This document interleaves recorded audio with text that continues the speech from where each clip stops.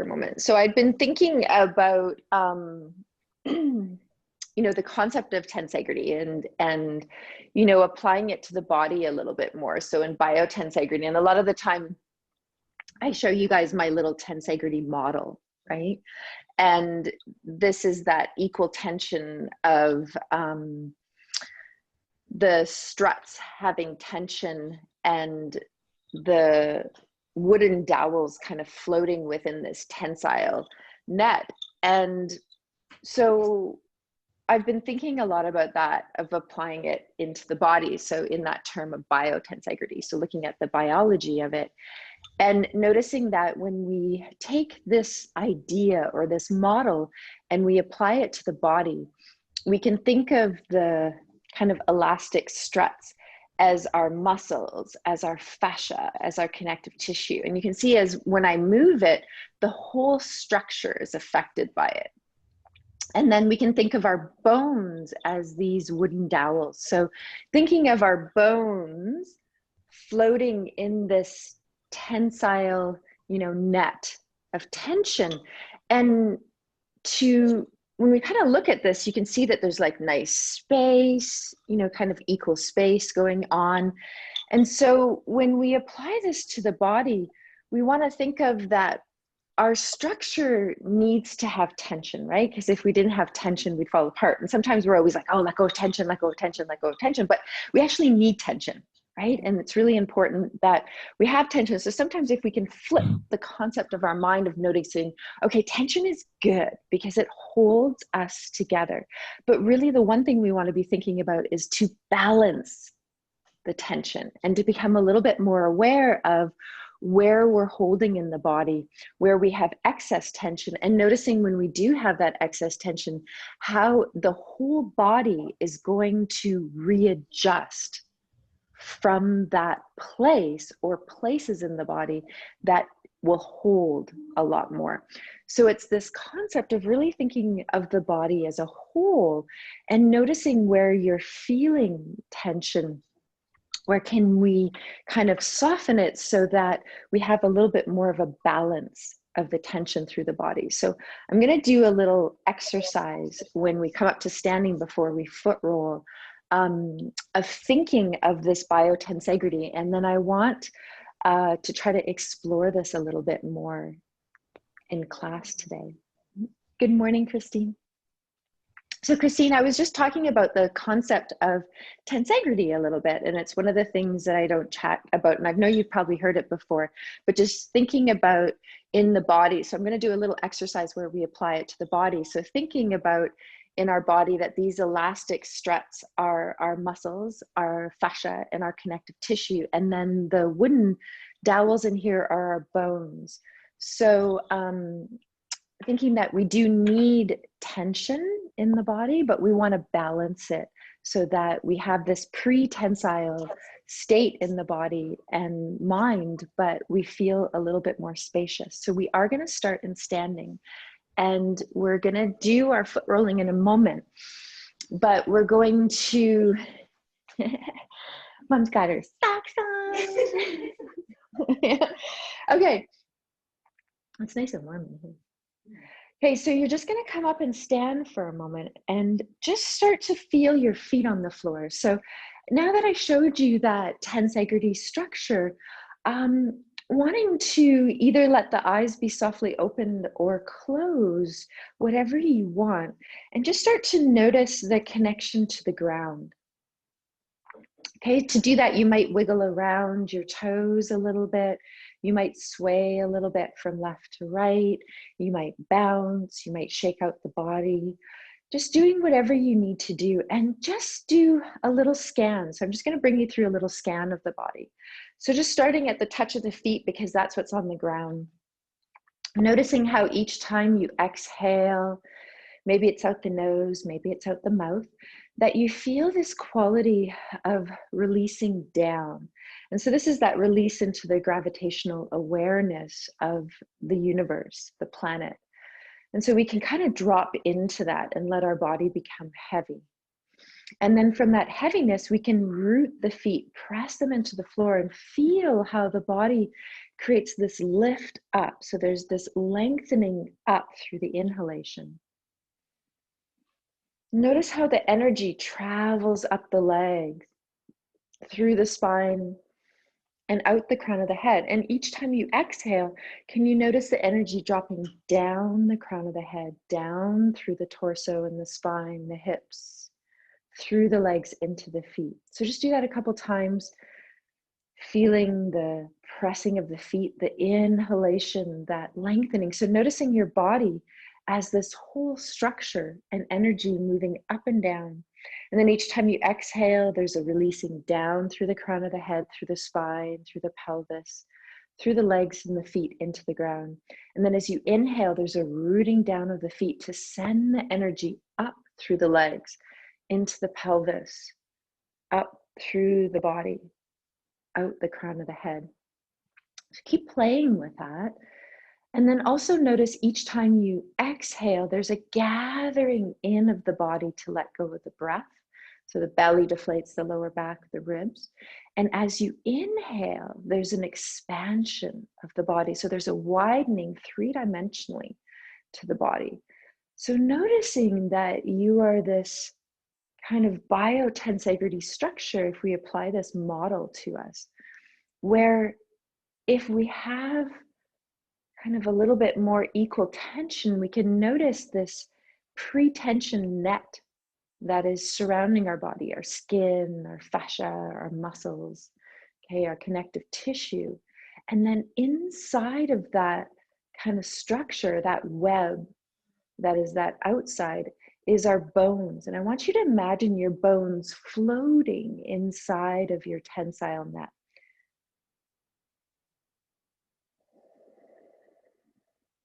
Seeing if you can create space in the areas that maybe are gripping or have a little bit too much tension in the body.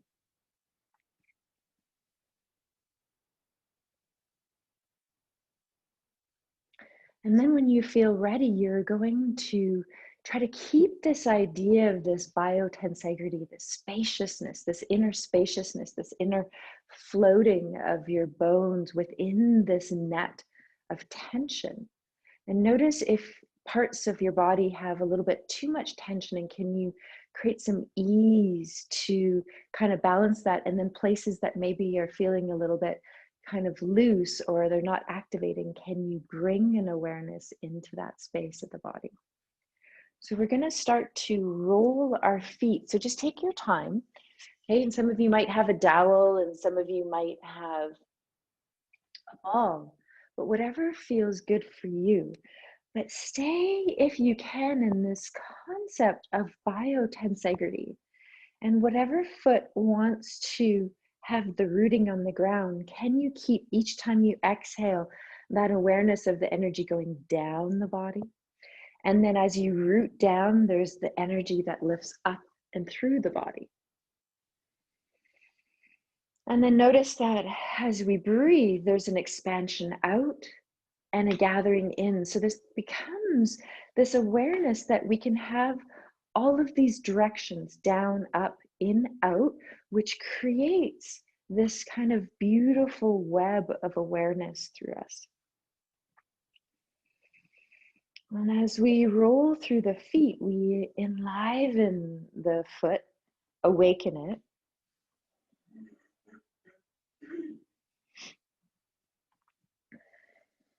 And then once again, at times, keep pausing and noticing where you feel balanced in your body, in your tensile net, okay? And where you feel you tend to kind of hold.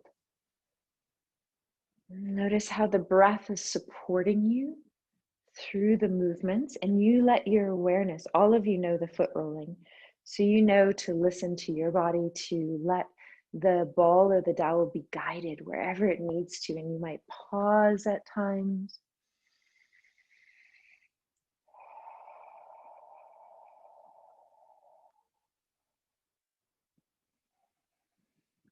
And if you do fold forward at times to lean down into the ball or the dowel, notice how you're moving. Notice where you feel space in your body inside, And notice how that trickles out to touch the skin.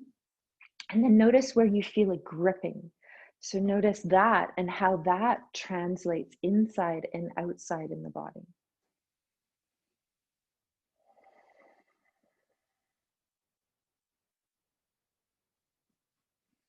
Okay, you'll let the ball or the dowel work up the foot and come up so that the dowel is underneath the upper part of the foot. So there's an expansion through the top of the foot. And if you have the ball, make sure your feet are hip width apart. And if you have the dowel, then just really find that in the dowel and then take a moment to come back and really allow yourself to explore this concept, this model of applying the tensile integrity. So remember, tensegrity is tension and integrity. So these two words coming together. So we have tension in our body, but is there an integral spaciousness to it? You might feel that you roll forward. Just notice if you do come forward or just stand tall, how does that feel for you? Can you still feel this equal balance through your body and your mind?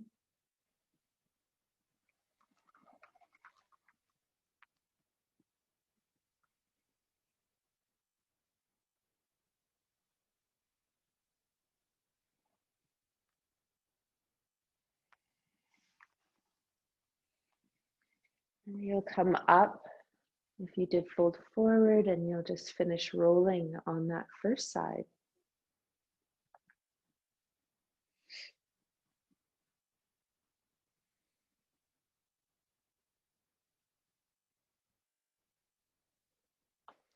And then when you come off, come back to this awareness of how you feel.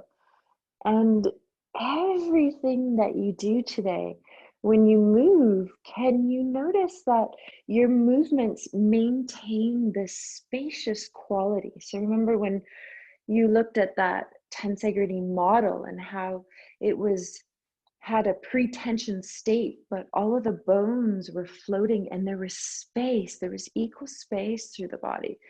So whenever you move, if you're reaching up your arms or you're doing a movement, are you moving into tension and releasing too much space? Or are you able to keep this equal tensile net through the body and remain spacious inside?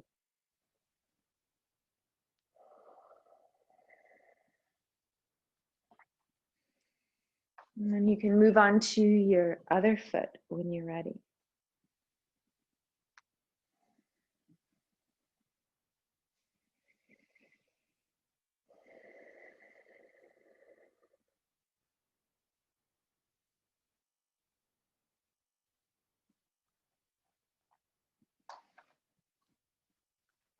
And just let yourself be guided through this side.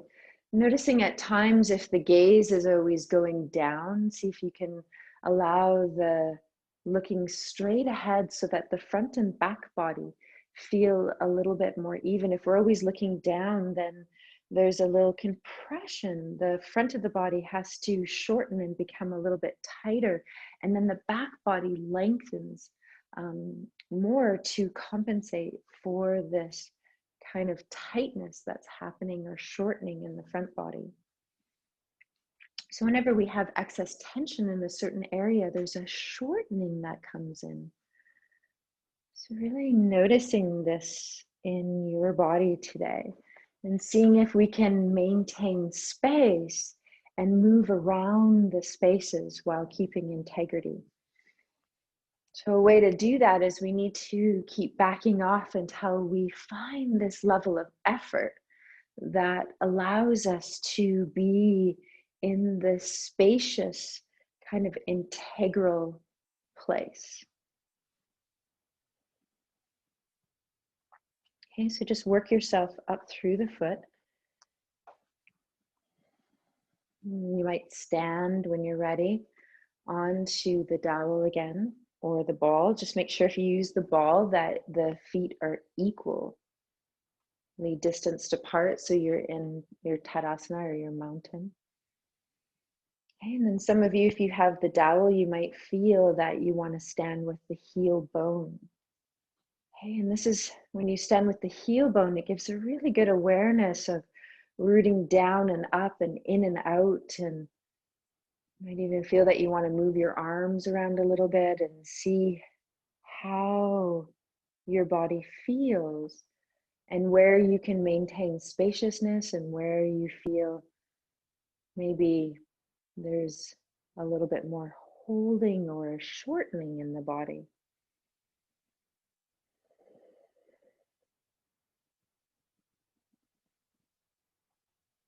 You'll finish rolling on the second side, and then we'll remove the ball or the dowel.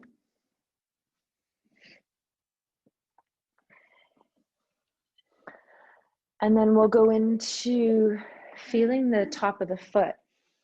So you might grab your blanket, you might use a wall, whatever feels comfortable for you. And I'll just turn sideways. And whatever foot you want to put the top of the foot on the mat, and then just let the heel release back. So I like to use a folded blanket because my floors are quite hard. And feel this settling down in the body on the exhale first, and ground, and then allow that rooting down through the feet to lift and lengthen you up. And you might find that the arms come up, palms face one another, elbows bend, soften the shoulders, lift up, elongate, extend through the spine. And just notice that your back body, so the shoulder blades are your wings and they're the anchor of the shoulder movement. So do you feel spacious in the back body? So is there a widening there? You'll come out when it feels right for you. Remember, at times you can take intervals of coming out and circling the ankle both directions. Maybe a little bit shaking out. And then you're going to do the other side. So feeling the other top of the foot come down. And then just noticing if your hips are balanced. If you can take that exhale and drop down. And then this lengthening up. And then the tailbone, as the front body lengthens, the back body reaches down. Okay, and that creates this evenness. And the arms may lift or not, and they don't even have to come up very far. But just notice that your rib cage is quiet here.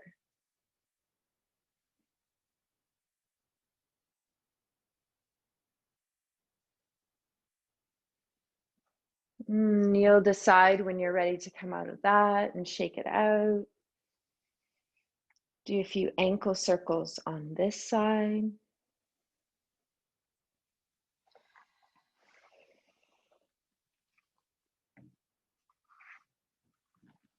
Okay, and then we're gonna set our mat up to come down onto the floor.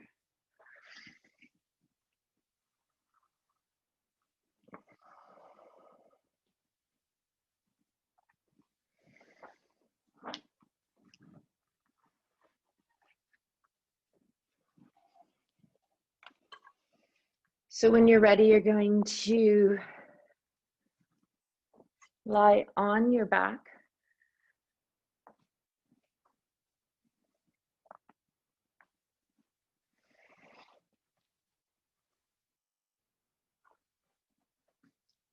And feeling if you need any support underneath your body.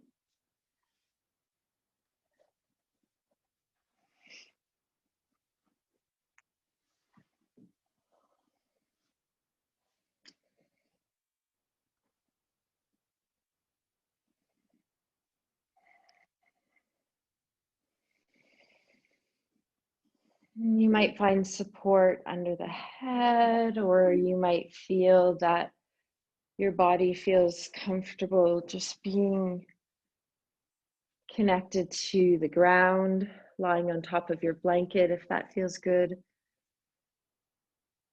Let your knees be bent so that we're in this conscious rest position with the feet hip width apart, a comfortable distance from your pelvis. So I want you to inquire how close or how far you're putting your feet away. So what creates this kind of spacious kind of balance of integrity in your body? Is it having your feet the width of the mat, the thighs rolling in? Or is it having your feet parallel and the knees parallel? And then also, once you found that, inquiring how close the feet are to the hips or how far away. And maybe it's kind of changing the distance of your feet that creates a little bit more ease and spaciousness and connection in your body. So hands may be on the belly, they may be on the heart. And just notice, because we've changed the plane of our body now to supine. So feeling this awareness of your biotensegrity as you're on the floor. So noticing as you do a soft scan through the pelvis, are you evenly weighted through each side? So in the part of the pelvis closest to the spine, in the sacrum.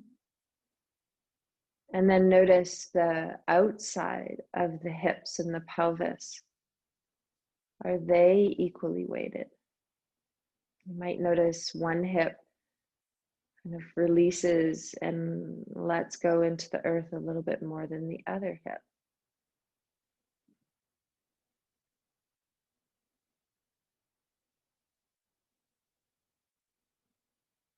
And as the hips become more weighted, then the shoulder blades become more weighted and vice versa.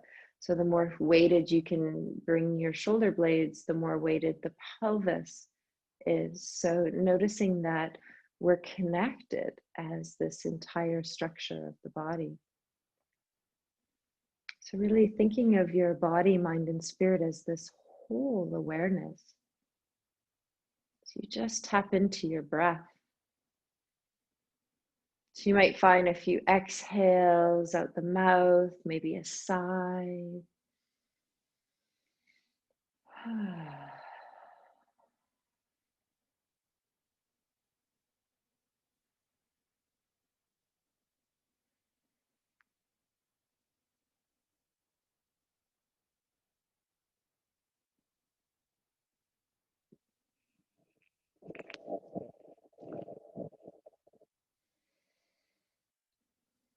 And just letting the breath become spacious in the belly as you inhale, and also in the lower back. So feel the front of the belly, the lower back, receiving space on the inhale. And then as you exhale, belly deflates and lower back releases back up into your body.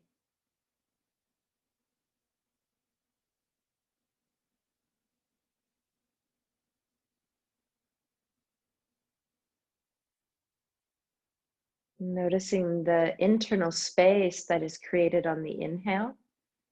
And notice this soft awareness of connection or kind of coming into your tensile integrity on the exhale. But that you still feel spaciousness in this exploration. This is this level of inquiry.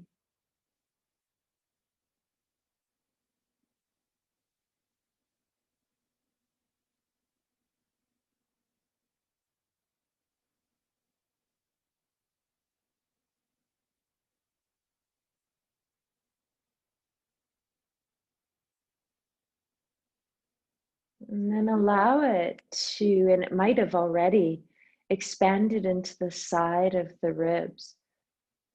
So just let your hands stay where they are and just see if you can open the body to receive the inhale. So the belly, the lower back, and the side ribs open. Notice how you can breathe space all the way through the thoracic body, the pelvis, and the internal cavity of the body. And there's a softening on the exhale, a letting go, a soft gathering in. But we still feel spacious, even in that quality of integrity coming in.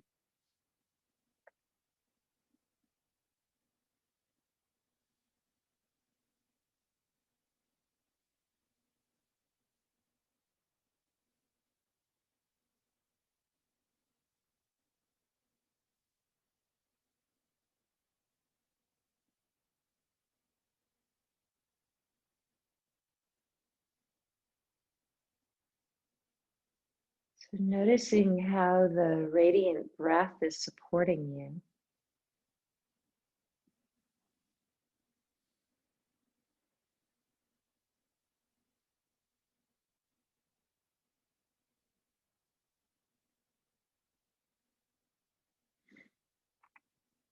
And then start to bring a little bit of movement in. So that might be extending the legs, reaching the arms overhead into a yawn. It might be first just letting the legs wiper from left to right, exhaling as you come to each side. It might be a combination of both of those movements or something else.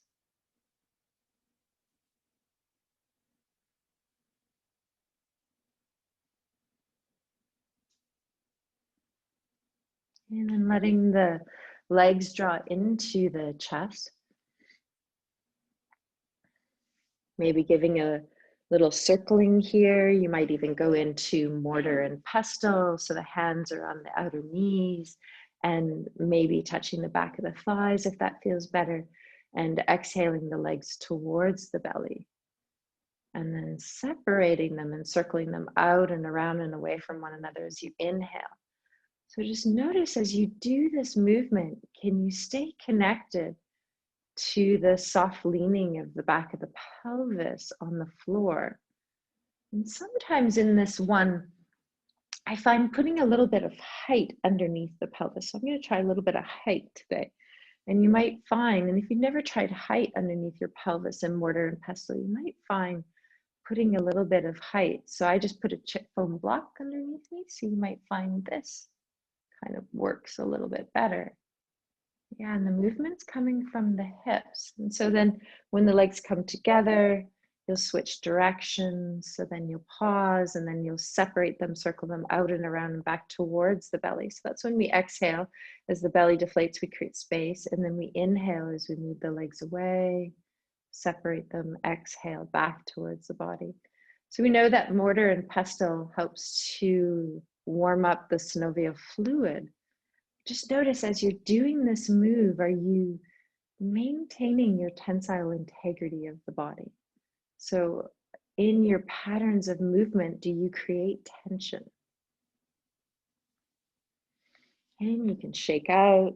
Then we're going to go into tapping. So remember, if you're using your hands, you can just allow that to come in. Okay, if you're using the dowel with the cozy, I always like to start at the shins and the calves. So you're going to tap through the outer shins. If you're using a dowel, you want to be aware on the top of the shin that you just avoid the shin bones. So you can go on the outside, you can go to the back of the calf, but just let the knee be a little bit more bent so that the flesh of the body can find a little bit of jiggle and softness. And you might even tap the top of the ankle, okay, the top of the foot, the sole of the foot.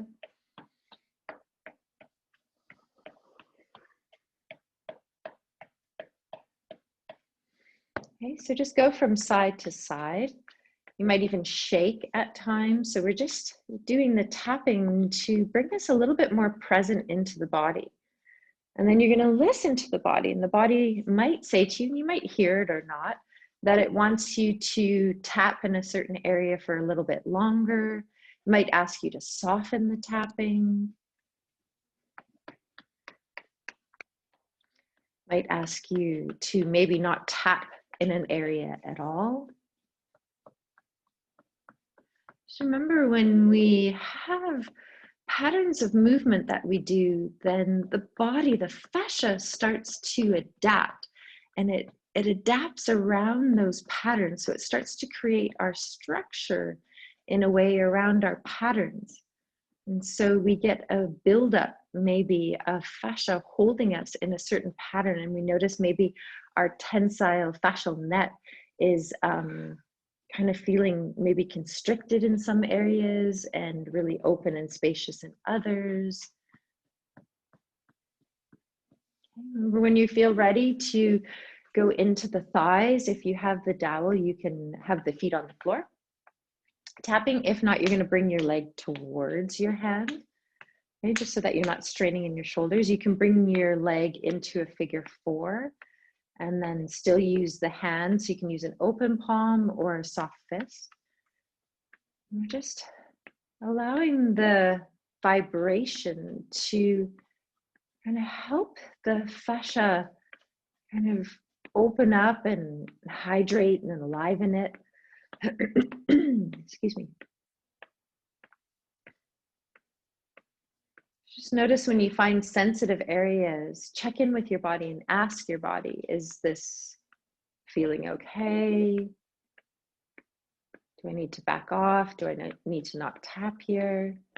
And when you do the back of the thigh, let the knee be really bent and go all the way down to the sit bone, to the base of the pelvis, and then all the way up just before the back of the knee.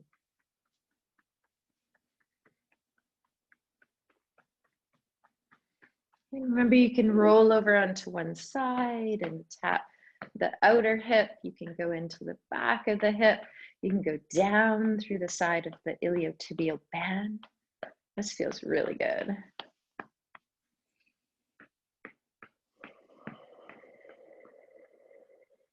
And your body might instinctively move another way in the tapping, or you might have another sequence.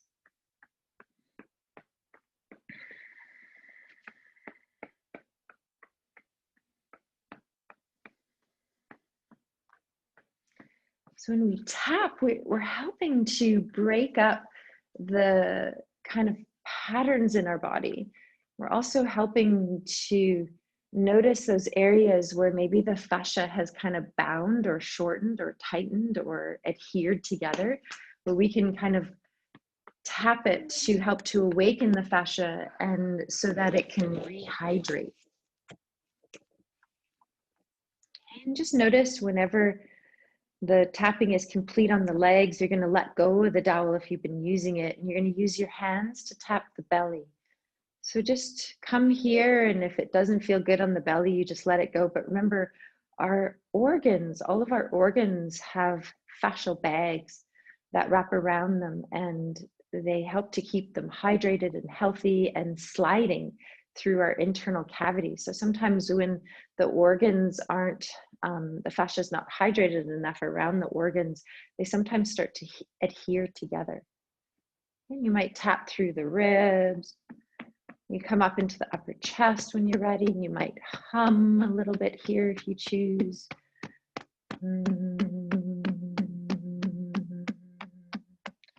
This is our Brahmari breath. So it can send vibration through the chest and into the thymus gland and into the nervous system. And for some of us, that's quite calming. If it creates a disturbance, then let it go.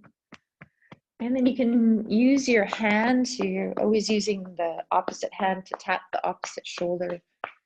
So you go through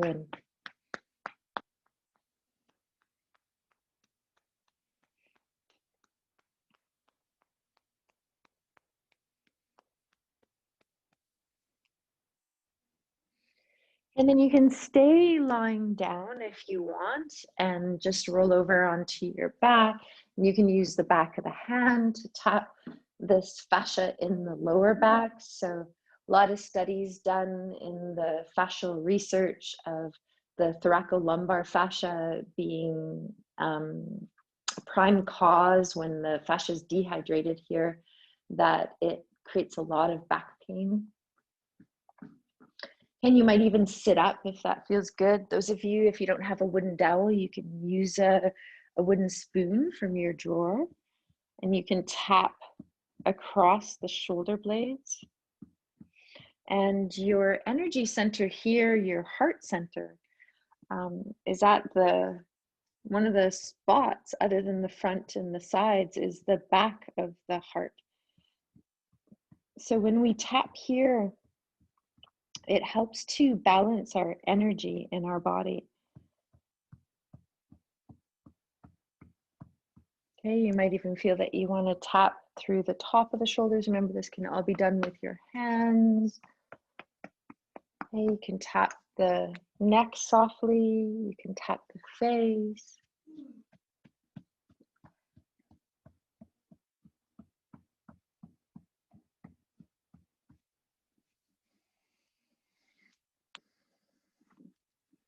And you'll know when you feel complete.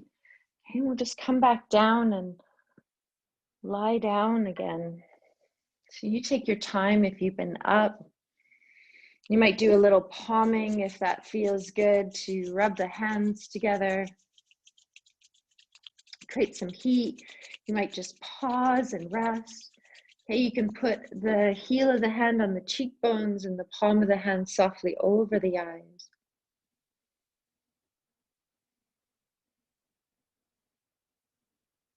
Take a few deeper breaths.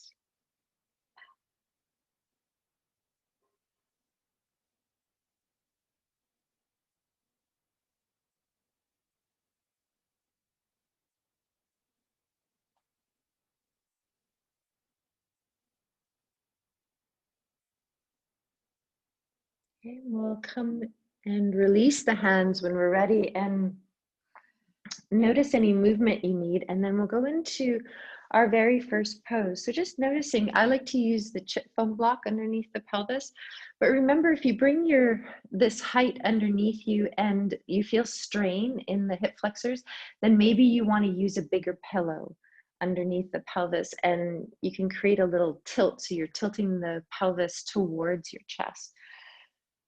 So just noticing that, putting the block or the pelvis right under the hip. So the lower back does not have any height. It's just floating off the floor, and just the back of the hips and the pelvis is on the block. Then you take that exhale and allow the pelvis to become really heavy, then the shoulder blades, then the back of the skull. And there's this rooting, leaning back to allow the legs to lift up. So you might lift up one leg at a time or both into the chest, but we always start with the knees bent. Let the arms come up, give a little shake and wiggle. And I'll come up and show the mudra. And those of you that have the dowel, you can put the dowel in the palm of the hands. But if you don't, you're going to use Hakini mudra. Okay, and you're going to find the thumb and all the pads of the fingers leaning into each other. The palm of the hand very open and spacious. And this mudra helps to realign the energetic body. It also connects all of the pads of the fingers into the arms, and we softly strengthen the arm muscles at the same time as movements. We're going to bend the knees. Okay, see if you can bring the legs towards one another. Maybe even the sides of the toes touch, but the heels are open. And you let the elbows and knees bend, you exhale. And then we're just going to think of that biotensegrity as your arms and your legs come towards one another and away. And think, this very first posture, canoe pose, is all about settling. So how weighted can you get your pelvis into the block? And for me, when I question that, my knees need to bend a little bit more to feel more weighted. Yeah, good. And the movement's coming through the whole leg and the whole arm as the arms move towards one another and away. Remember, sometimes that S sound, that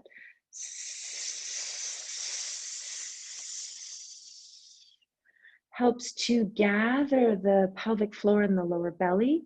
And then the other sound that works on the ribs is the SH sound, that shh.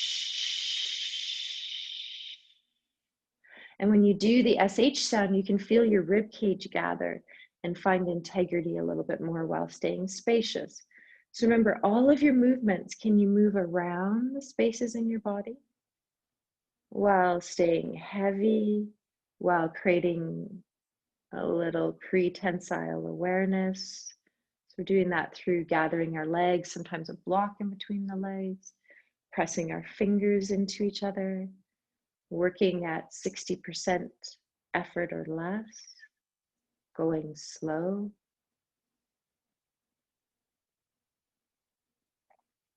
Okay, whenever you are ready, just let go, and you're going to lift the block up from underneath the pelvis. And sometimes if the core is not kind of activating, or there's a little bit of strain in it, in the belly today, for smiley face, you can always re-put the block back underneath the pelvis. Okay, so some of you might use the little dowel to lift up and place behind the back of the knees if you have it. Okay, and some of you might use a block, or I'm using my inflated slow-mo ball and I'm putting that in between the legs. So you want the inner thighs and the knees to kind of feel like they're squeezing or gluing together. So if they're just kind of wobbly, then we're not really in our core. So I want you to put, if you can, something in between the thighs that you're squeezing, so you feel this kind of inner gathering action. Okay, remember, a block can go under the hips if you feel like you need a little bit more awareness. Arms can start on the floor, or those of you that have the long dowel, you can put it in your hands, or you can just bring your arms up like you're holding a big beach ball. Okay, the first thing we always do is exhale, become heavy, release into gravity. Okay, and then you can use your S sound if you need to gather the pelvic floor. You can squeeze that ball or block. Keep that squeezing the whole time. Remember, arms can come out. You're just going to exhale the legs. I'm going to start to the left because I'm coming towards camera. Okay, and then you might even come up a little bit, and the legs come up towards the head from pulling up on the core. And then you release down a little bit, in through center, and exhale to the other side. And I want you to look at your knees as you come to each side. Are they staying even? Is one hip dropping? Okay, so keep squeezing that block. Find a little integrity in your feet. So just don't let your feet kind of hang there. I want you to kind of find a little flexing, a little reaching through the toes. So let your feet become aware. Okay, and those of you that have the arms flowing, you can flow in the opposite direction of the legs. But you don't want to allow your shoulder blades to come off the floor. So you want to glue your shoulder blades onto the floor, but the hips come off on each side as you roll from left to right. So you exhale, come over to one side, lift up, inhale through center, exhale to the other side. Legs the whole time, squeezing that block.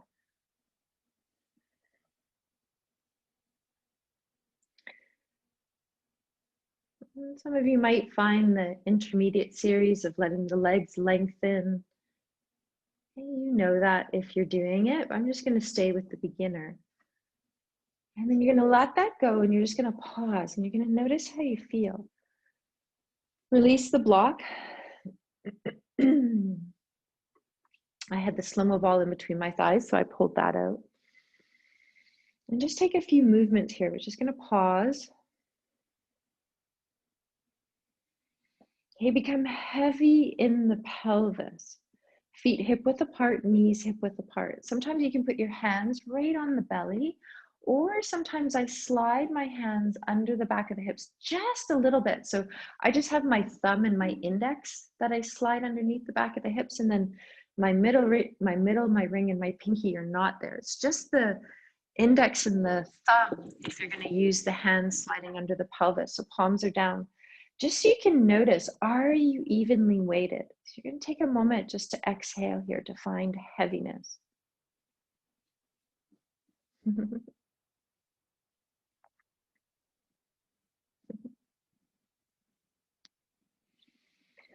And then you're going to leave your right foot on the floor. And now as you lift your left leg up, keeping the knee bent, I want you to keep both hips really heavy as you do this.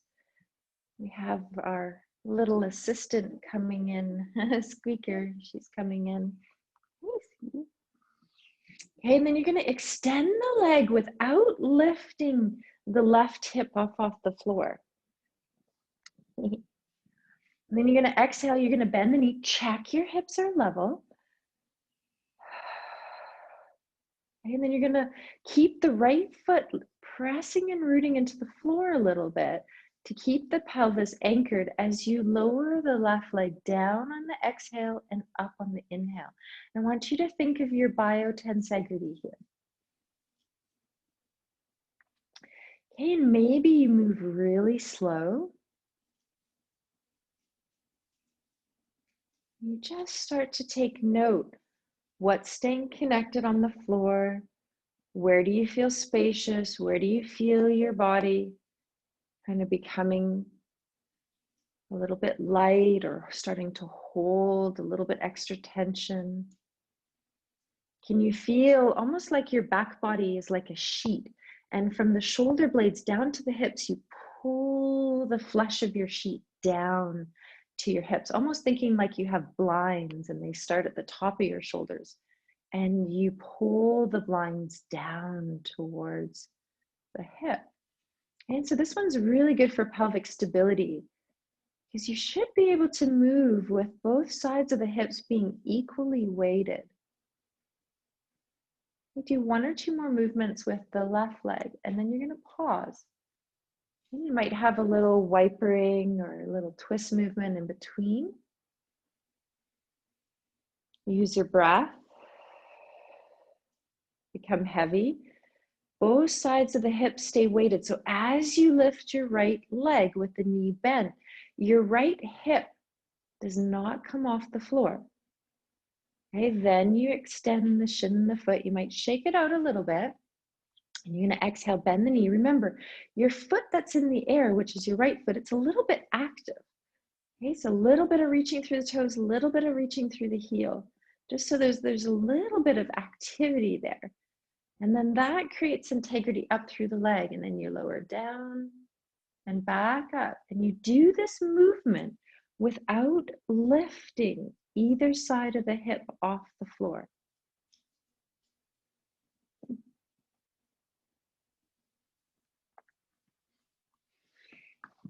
Okay, so I'm just going to come out for a moment. I'm just going to watch.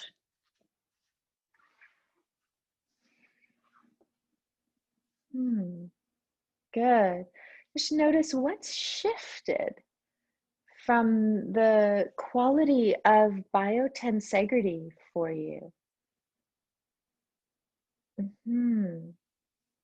Good.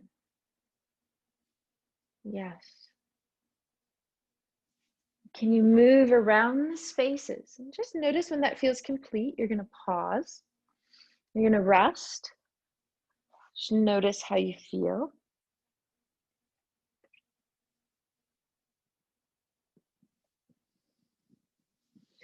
Just going to take a couple more breaths here.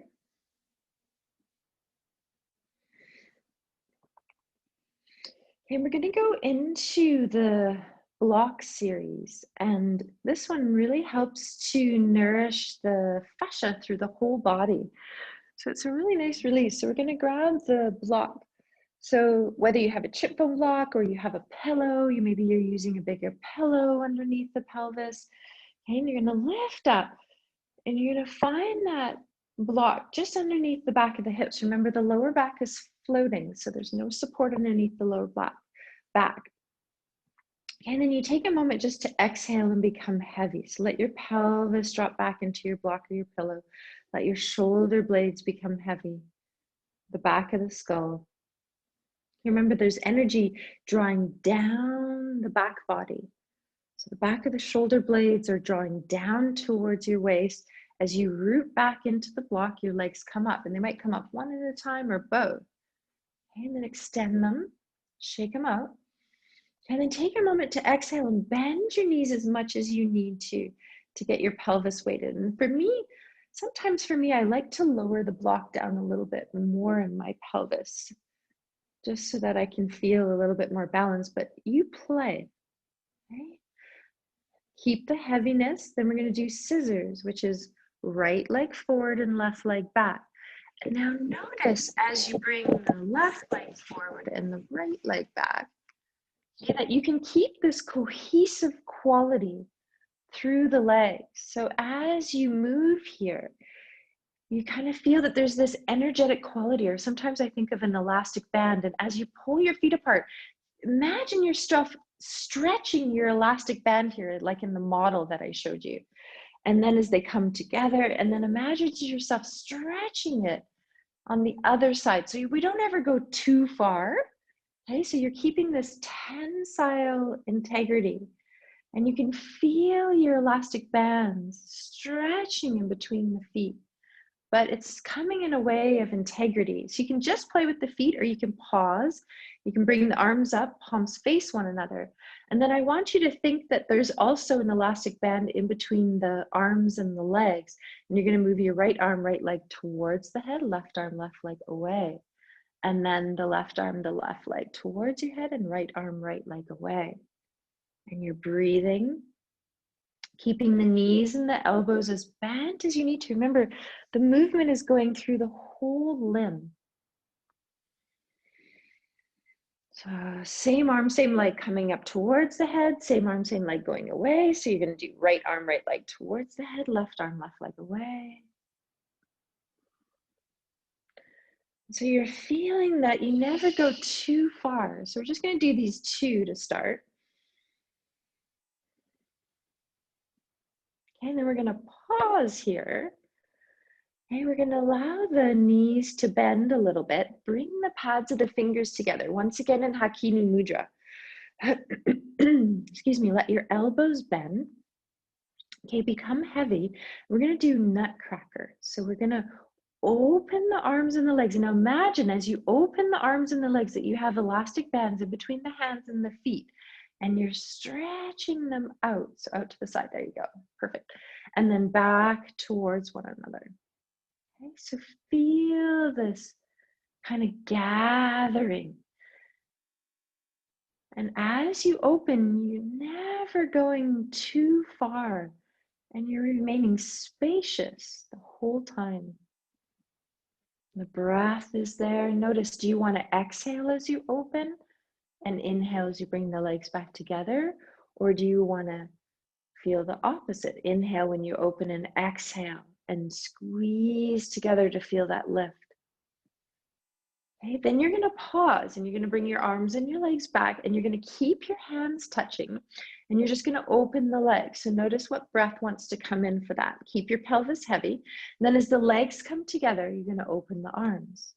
As the arms come together, you're going to open the legs. The legs come together, arms open. Keep rooting back in between the shoulder blades, that back door of the heart into the floor.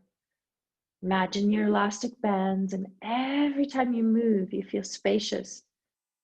And both kind of opening and closing. So this is really helping to gather our core and release the outside of the body as well as the inside. So inner line, outer line. Just do two more.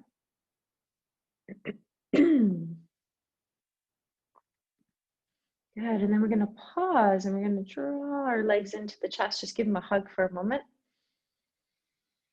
Take a breath or two. Notice how you feel. We're going to lower the legs down, lift the hips up, and just come off of our height. And then take a moment just to move here. So you might have a pause first. You might have a little wipering. You might extend the legs.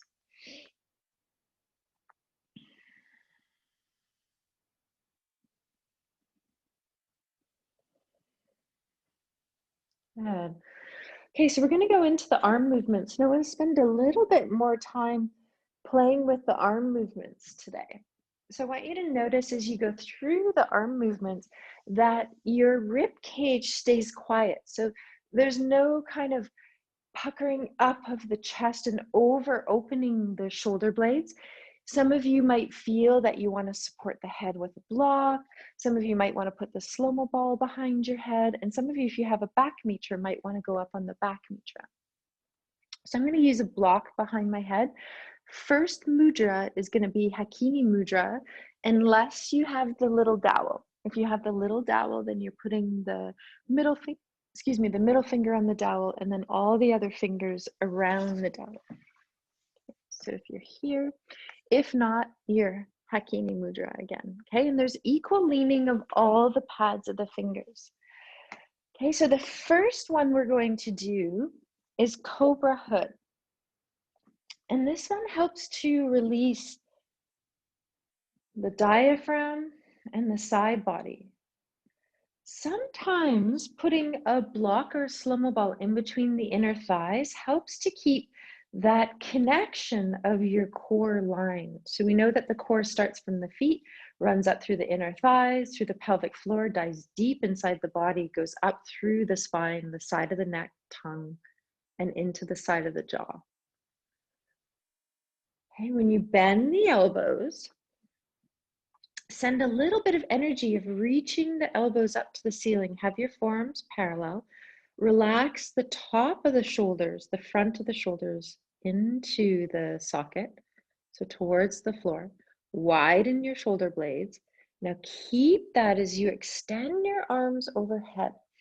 So I'm going to move down a little bit just so you can see the full length of my arm. Okay, so we extend overhead and watch you don't go too far, because if you go too far, you might feel your ribs pop up off the floor. And then you're going to bring your hands back over heart, elbows are going to widen. So as your arms extend overhead and the fingers point towards the wall, sometimes we want to point to the floor, but we want them pointing towards the wall. The ribs gather and lower down. So you might exhale here and inhale as the elbows widen and the hands come back over the heart. Okay, notice what level of breath, but can you move with allowing your rib cage to stay quiet? So there's no movement of flaring and opening the ribs. The back of the ribs stay quiet on the floor. Maybe you need to not extend the arms as far overhead. So just notice that this upper part of your body is moving, but we're trying not to lose any space through our body.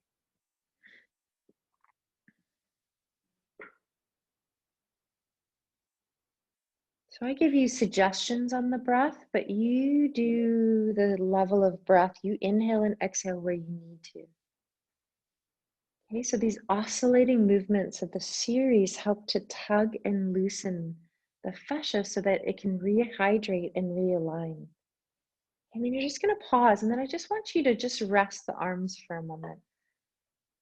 Sometimes we go right into the next one, but I just want you to pause in between. Just take a couple breaths. It's just going to be a brief pause. Check in with your feet. Notice if you didn't have a block or a slow-mo ball in between the legs, maybe you add it in and just try it for one round to notice how that feels. You're going to bring your arms back up, pads of the fingers touching. Okay, the heel of the hand is open, so you're still in Hakini Mudra. Exhale, release. Now send a little bit of energy pressing back through the shoulder blades and that space in between the shoulders. So lean back into the floor and then soften around that, but keep the leaning. So you have a little bit of kind of tension of leaning back that creates this integrity. Then you're going to do chopping wood. So this one releases the upper thoracic spine. So you're going to let the arms come down towards the legs.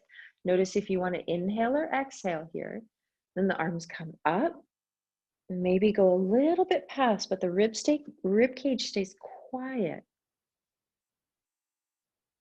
A little bit of squeezing of the block or the inflated slow-mo ball. Excuse me.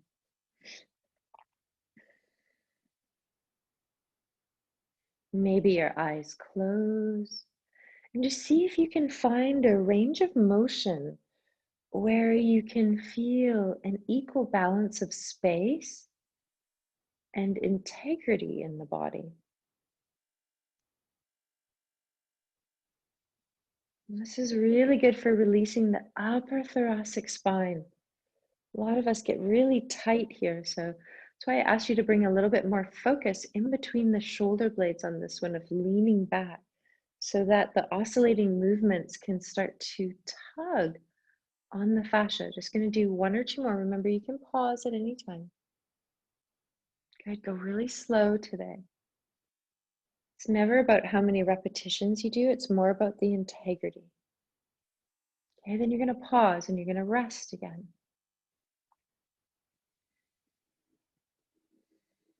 Notice how you feel.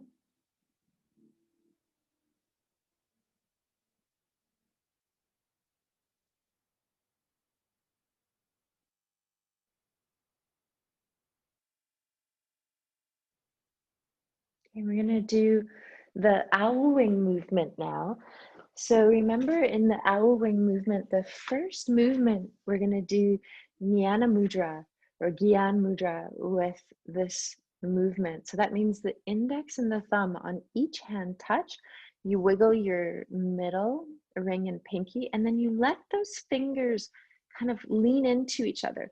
And then notice your wrist is in neutral and that you feel space in the palm of the hand and you feel space in the wrist. Because if you feel tension here, then you're going to feel tension going up through the whole arm. So I want you to notice spaciousness here. So the palms of the hands are facing away from you. So when you bring the arms up, you're going to see the back of your hands. Okay, so exhale, send a little bit of energy of rooting back in between the shoulder blades. Remember, you can keep a block or a ball in between the thighs, the inner knees. And you're going to open the arms. Now watch, if we go too far, sometimes we feel the rib cage kind of pop up off the floor. Okay, so I want you to notice this movement extending all the way through the shoulder blades. Feel a little reaching out through the fingers as you open. And then bringing it back up so that the index and thumb come back towards one another. And see if you can keep an equal leaning through both sides of that space. Sorry, kind of got a little rumble in my throat today. Equal space of leaning in between the shoulder blades. So in between that space there, that back door of the heart. So notice if one shoulder blade or that space, the rhomboids in between the shoulder blades want to lift. And maybe your movement's really small. And then you can start to move the head. So as you open your arms, you can turn your head to the right, follow the right arm as the arms come back together, the head comes back into center. And as you open the arms again, your head will turn to the left. And then as your arms come back together, so does the head. And then you open the arms again, the head turns to the right and your gaze follows the hand. And as the arms come back together, so does the head. And as you open up again, your eyes follow the left hand. See if you can follow your hand with keeping the eyes soft. So receive the image of your hand moving. It's really nice for the nervous system and the eyes. Sometimes if the eyes are grasping all day or looking at computer screen, the eyes can get really fatigued and the nervous system can get overwhelmed. So this is a chance to soften your nervous system and nourish the eyes. Okay, then you're going to pause, wiggle the fingers, wiggle the arms, relax, rest. Take a few breaths. Okay, so that first movement of owl wings, it nourishes and opens the front of the body. Okay, through the chest. So we're just going to pause here, just notice how we feel. Let your awareness float through the front of your chest, the heart area, the belly, the front of the shoulders. Notice your internal space and how that internal space transfers and touches your skin. And also notice where you feel tension or kind of gripping or a little bit of shortening in the body and how that translates in the inside and on the surface of the skin. Okay, then we're going to go into the back body. So you're going to bring your arms back up. So your palms are facing towards you when they're in the air. And remember, for this next one, if you have a lot of tension that goes through your arm, up through your shoulder, into your neck or your jaw, you're going to use Akash Mudra, which is thumb touching the pad of the middle finger, index, ring, and pinky are extended. Or if you want to work on your shoulder blade, you can touch thumb to the pad of your ring finger. If you want to work on both kind of upper and lower shoulder blade, you can do both the ring finger and the pinky finger touching the thumb. And then you have a V with your index in your middle. This is pranavayu. So whatever you want, pinky sides of the hands are touching or coming close to one another. Elbows are bent. Remember, spaciousness in the palm of the hand and space in the wrist.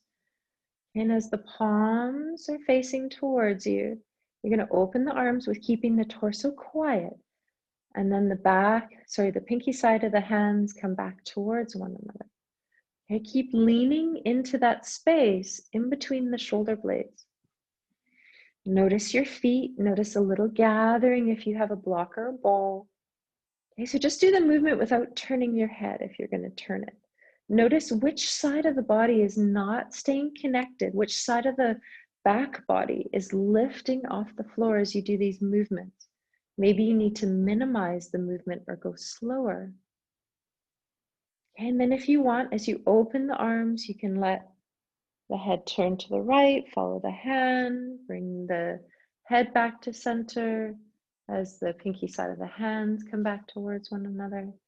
Okay, remember, we're working back body here. So let your awareness float into your back body and feel that this movement is coming through the fingers, wrists, elbows, arms, shoulders. So through the shoulders into your shoulder blade. Okay, so keep pulling energy down your back to keep your shoulder blades anchored down the back body. Little leaning into the back body.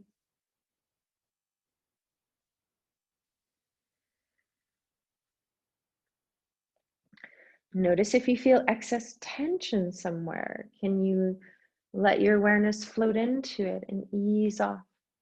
Okay, remember, at any time if you feel that you need to take a break, you take a break.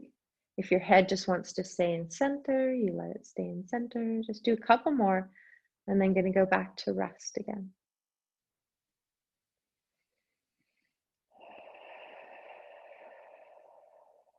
Just take a few breaths.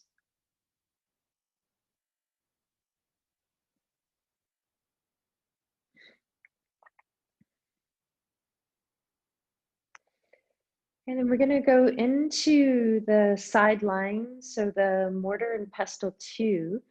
So you're going to roll over onto your left side. So remember, you can have support here. So you can have a pillow, you can slide a bolster. I have a block there. Hey, you can have the arm to support the head. I always like to extend my arm so that my left arm's flat on the floor, just to create space. Okay, and then you want to line up your knees and your thighs. I like to put a little bit of height there, so I'm just using the slow-mo ball today. Okay, and then check in that you're not pulling your ribs forward, so just let your ribs drop back into the back body so you feel your back body widen and spread. Okay, the feet can stay on the floor, or the shins and the feet can lift up, which activates the core a little bit more. So you're going to feel that drawing in and up. And then the right arm comes up. So the fingers point up to the ceiling, and you're just going to shake it out a little bit.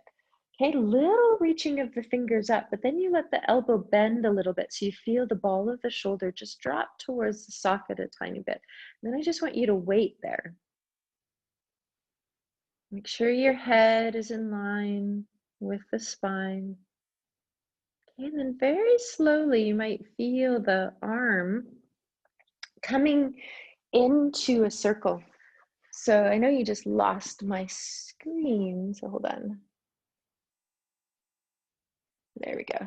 So the arm coming up, and you're going to start to circle clockwise or counterclockwise. So whatever feels good for you. Okay, and you're going to go both directions. So go one direction for a period of time, and then go the other direction. And notice, can you feel spacious here?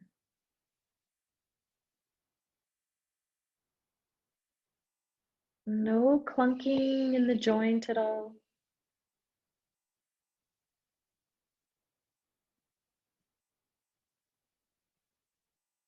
Good, and then you're going to pause. You're going to release the feet down, the right arm down. Okay, then you're going to turn over onto your other side. And you're gonna go into the other movement. Okay, so you're gonna line yourself up. So I'm gonna stay facing the camera. Okay, make sure that you have enough height if you feel any strain on your shoulder.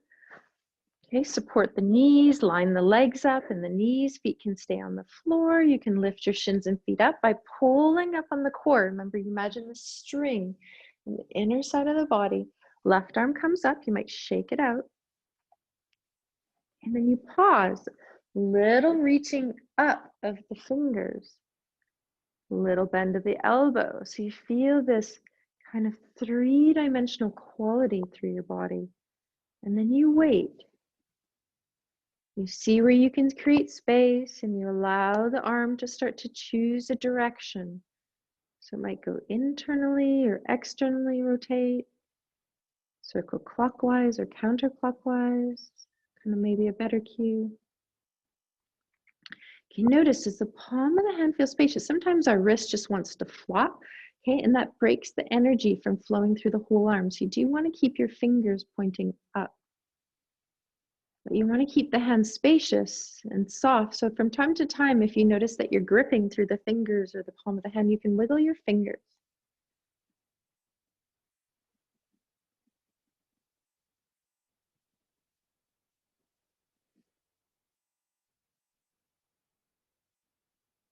Okay, and once you've gone both directions,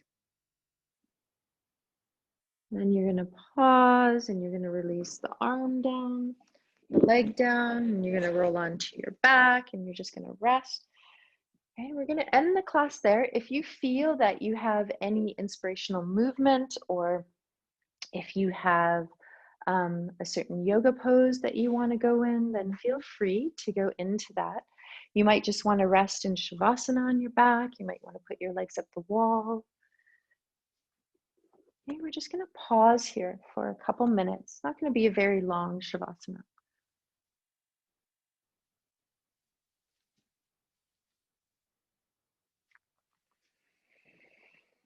And then just as you're resting here, take a moment to just notice how you feel. So feel how your breath is flowing.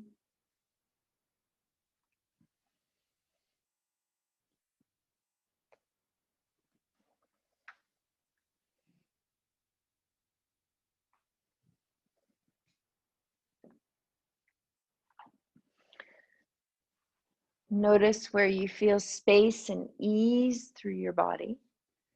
And notice where maybe you have a little bit more holding. Can you meet yourself in compassion as you notice this?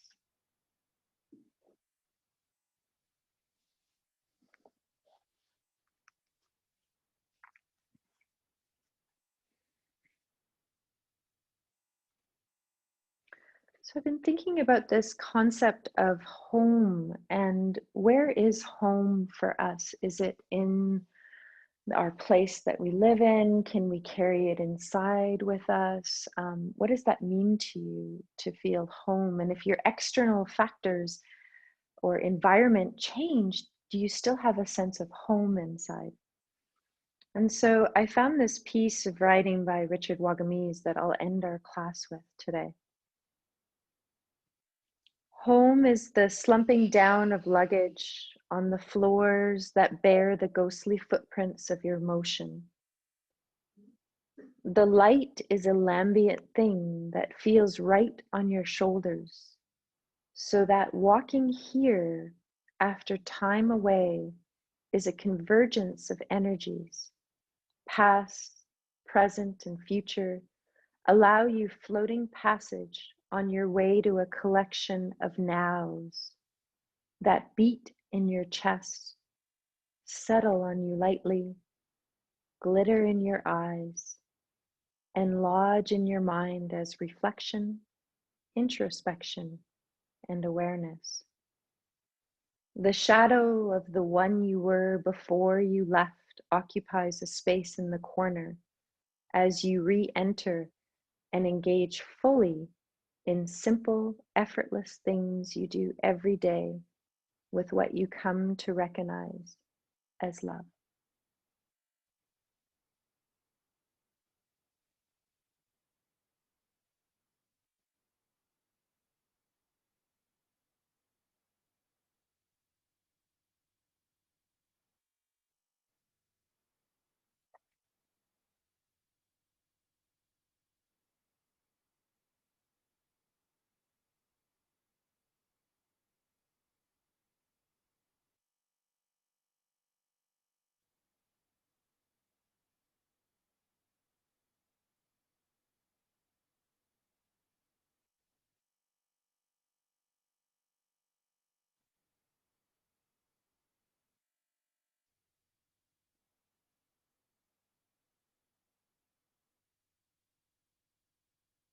Noticing if there's a little gem that you want to take of awareness with you as you start to awaken to flow through the rest of your day.